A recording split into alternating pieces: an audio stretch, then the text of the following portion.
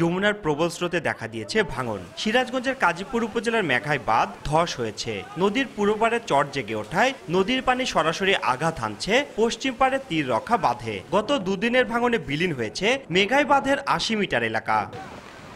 আকস্মিক এ ভাঙনে আতঙ্কিত হয়ে পড়েছেন নদীর তীরের বাসিন্দারা। অনেকেই ঘরবাড়ি অন্যত্র সরিয়ে নিচ্ছেন। জরুরি ভিত্তিতে বালি ভর্তি জিওব্যাগ ফেলা শুরু করেছে পানি উন্নয়ন বোর্ড। এ কাজে সহায়তা করছে বাংলাদেশ সেনাবাহিনীর একটি দল। অবৈধভাবে বালু তোলায় এ ভাঙনের সৃষ্টি হয়েছে বলে অভিযোগ স্থানীয়দের। প্রত্যেক বছর যখন পানি আসে তখন আমাদের গ্রামের এই মেঘাই এলাকার মানুষের খুব অসুবিধা হয়ে যায়, তাদের রাতে ঘুম থাকে না। অনেকগুলো গ্রাম আছে, সামনে বাজারও আছে, আমাদের পর্যটন কেন্দ্র আছে, তো সেক্ষেত্রে এখানে আমরা বরাবরই একটা হুমকির মধ্যে।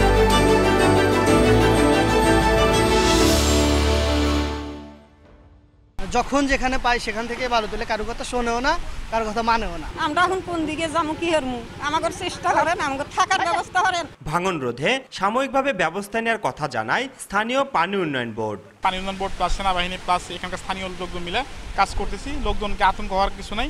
আমরা ভাঙন মোটামুটি কন্ট্রোলে চলে আসছে।